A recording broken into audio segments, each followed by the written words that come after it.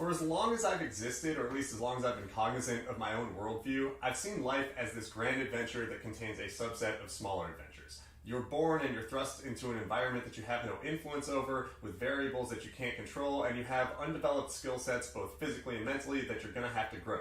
And you do that. You grow your skill sets, and ultimately you can influence your environment a little more, and you have to deal with good and bad fortune, and you develop skills, and you share your experiences and your triumphs and your losses with people that hopefully you get to choose, and you create meaning out of that, and that's life. Now that might be a simplistic or romanticized version of how I actually feel, but it's easy to see how I could reduce it to that because I was born into a good situation. I had parents who loved and cared about me, and I was in a stable environment, and I've been able to develop skills that I chose and have, success and failure that is predicated on what I've done. Granted, there's been a lot of, luck mixed in there, but for the most part, I felt like I've had agency in my life, and it's been an adventure that I've been happy to be on for the entirety of it. One of the plot twists that has made my 30s a little difficult is that my skills keep getting me in trouble. Now, I don't think that's unique either. I think plenty of people have skill sets that contribute to their lives as double-edged swords, but it's weird because my skill is developing cancer, and I'm really fucking good at it. In case you didn't see the title or you haven't gotten where I'm going with this, I have cancer again. I have a recurrence of stage 4 metastatic melanoma, and I'm going to tell you all about it. Before I do that, I suppose I should tell you a little bit about myself. My name is Mike Lynn, and I'm a stage 4 metastatic melanoma patient now 3 times over, officially as of 2 days ago.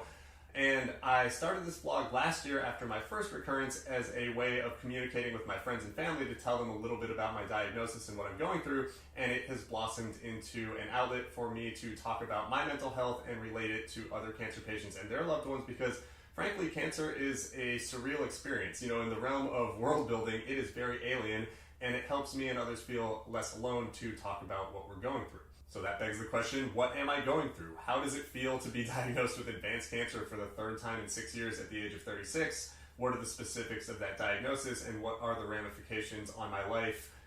Short term, medium term, and long term, how am I going to deal with this? What does it really mean? Let's start by getting the obvious emotions out of the way. It sucks to be diagnosed with cancer once or twice or 3 times, and it's scary, and at this point in time, it is a little bit defeating to keep having this recur. Obviously, the more times you get cancer, you're just rolling dice that will eventually come up very unlucky for you. Cancer is historically kind of undefeated in humans, and metastatic melanoma is one of the most aggressive and deadly forms of cancer, though the treatment is getting better and better, and my situation is that I feel as though I am not immediately, 1 foot in the grave due to this recurrence. As far as we can tell, we being myself and my oncologist right now, but ultimately it will be presented to researchers and a tumor board at UCLA. As far as we can tell, the recurrence is confined to a tiny spot in my right groin in the lymph node there. It's the inguinal lymph node, which actually was the site of my first metastases in 2018. But really, what I'm getting at is that because it's such a small spot, in fact, it was really questionable whether it was a recurrence on my PET scan. I mean, maybe I was being led astray by my oncologist, but he said, yeah, man, I'm not sure if this is a recurrence. Ultimately, we did a biopsy that showed malignant melanoma. But the thought process right now is that any treatment that I will do, it'll probably involve excising, aka cutting out the lymph node, and then I will have no active cancer as I go into treatment, which is a really fortunate position to be in for a stage 4 melanoma patient. And the treatment plan will be developed and given to me sometime next week, but it seems like I'll either be doing some form of PD-1 blockers or immunotherapy, both of which kind of change your DNA around in order to teach your T cells how to fight cancer. Again, super reductive. That's not my role to explain this stuff. I am not a medical professional, and though I have a good understanding, I don't think that's of concern to you right now. But the point is, small recurrence, seemingly very imminently treatable in the short term. Having gone through 2 different treatment periods, the first of which was Opdivo only, which is an immunotherapy, and the second one was a combination of Opdivo and Yervoy, which is a different immunotherapy. I can tell you that the side effects are pronounced. I lost the use of my thyroid. I have gotten colitis. I have gotten hepatitis. I have developed osteoarthritis in both my hips. And it feels like each time you do this, you're just kind of taking a little bit of your vitality away from you. I have significantly more fatigue now than I did the first time and the second time, and I anticipate that to continue as I go through treatment for the 3rd time. And I also think it would be arrogant to ignore or deflect from the most obvious existential downside of all this, which is, if things go badly, even within this treatment, it's seemingly very workable. The plan that my oncologist has laid out for me, it makes sense to me, and I don't feel a huge threat, but there is still some % of the time that this goes wrong and I end up in the ground. And I know that's a little blunt, but I've been a member of this community for 6 years, and I've seen so many examples where people are young and healthy and the prognosis is good in spite of their diagnosis, and 6 months or a year later, things have gone significantly sideways. So, I'm not forecasting that's happening. It's not doom and gloom. I'm not saying like, oh my God, I'm going to die. But like, if I went into this and I said, there is no chance I'm going to die, it would feel pretty stupid because there is some chance. I don't know what it is, but there's a chance. Also, adding to the uplifting housekeeping of this diagnosis, I had a weird conversation with my oncologist in the sense that the window for this being curable, this meaning, stage 4 metastatic melanoma, it seems to be closing. Now, the weird part is that historically, as recently as 15 years ago, metastatic melanoma was considered incurable, and technically I think it still is today, but with advances in immunotherapy and other sorts of treatment for melanoma, there are oncologists and researchers who consider it curable if you're in remission for almost 5 years. I made it to 4 years in my first remission. I got very close. I was a year into my second remission now before this recurrence, and I think as it is explained to me, there is a chance that I could make it to a durable remission, but, given how this continues to recur, I might just be playing whack-a-mole for the rest of my life, however long that is, and, I can live with that, but it also, like I said, every time you do this, you're rolling dice that come up unlucky one of these times, so having to do that is far scarier than hearing like, hey, I think there's a shot at cure, which I've been told the other 2 times.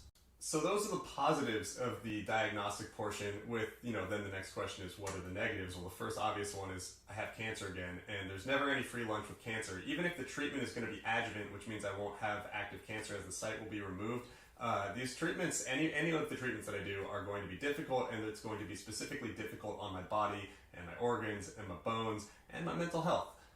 Like I just said though, treatment is improving and has continued to do so over the last couple decades, and part of the game for cancer patients in the modern world is just staying alive until the next, approval by the FDA or the next development by researchers, and hopefully for me and metastatic melanoma patients, there is something that will ultimately allow this to maybe be curable. Here's to hoping for that. So yeah, being told that it's less likely that it's curable, that's frustrating and it's sad, but I don't think it really changes anything about the specifics of what I'm going to do.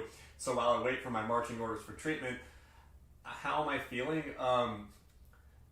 Strangely calm, and that part is frustrating or weird to me too, because it's representative of the last 6 years of my life being so dominated by cancer. Like, I don't think it's normal to be calm about a cancer diagnosis, let alone a stage 4 recurrence, and yet I'm sad and I'm despondent and I'm processing it, and this isn't a great time, but I'm at the point where I'm like, yeah, fuck it, let's go, let's do this. I have to take care of this again, and I'm going to, but that's a very, very strange position to be in at 36, to just be so jaded by dealing with cancer, and I wish that wasn't the case, but I'm on the adventure of life. I can't change that. Those are the variables that have been thrown at me. And because I've been fortunate enough to live a life and create a world or a community or an environment that includes people that I care about and reciprocally care about me, that's the hardest part to come to terms with in all this, and I've had to do it 3 times. I mean, there is something uniquely shitty about calling your girlfriend or your parents or your friends and telling them that you have cancer again, and thinking about the implications of how it's going to affect them in the short term while you deal with treatment and stress them out. And not to overemphasize my importance in the world or to anybody, but having someone go through this in your circle sucks. I experienced that with my dad last year, and I've had friends who have had cancer, and I know that this can't be fun. This can't be fun for my girlfriend. This can't be fun for my brother and my parents and my friends and the people that care about me in the online cancer communities that I'm a part of. And I wish I had control over stopping doing this to people, quote unquote, but I clearly don't, at least right now. And I don't want to make this into some sort of sob fest. I think we're all going to be okay for this round. At least I hope that by me talking about it like this and being realistic with the people that I care about, I think it'll be easier. And I think that now that I've done this so many times, it is also going to be, some degree easier for myself and the people closest to me. But holy shit, no one wants to spend their time being around, someone who's dealing with cancer, and I don't want to keep dealing with cancer. But I have to, because I can't choose in this matter. This is the plot twist. This is what life has thrown at me. And all I can really do is approach it with the information that I have and take the next steps to give myself the best chance to get through this treatment and hopefully live a long and fulfilling life under maybe different parameters. And, I can hope that I find a cure, but realistically, maybe I'm just doing this intermittently, and that will suck. I promise that if I live a life of a chronic cancer patient, it will be frustrating the same way I'm frustrated right now. But that's still better than the alternative that, people have faced historically with advanced melanoma. So I need to feel fortunate about my place in the world right now and understand that, this is a shitty hand that I've been dealt, but I have a very good version. I have a very good toolkit to deal with this shitty hand. And now that my metaphors are getting a little bit rambly and all over the place, I brought cards into this. It's time to wrap this up because, I'm still in shock a little bit. I don't think I'm going to give you guys anything more in terms of information or outlook that you don't already know. But I do just want to add one more thing that I've brought up so many times on this vlog. I think it's a huge plus and a tool in my bag that I brought up a second ago, that I have the ability to just talk to people who are going through this and to get information out to thousands of people around the world who can give me feedback and help me in this situation.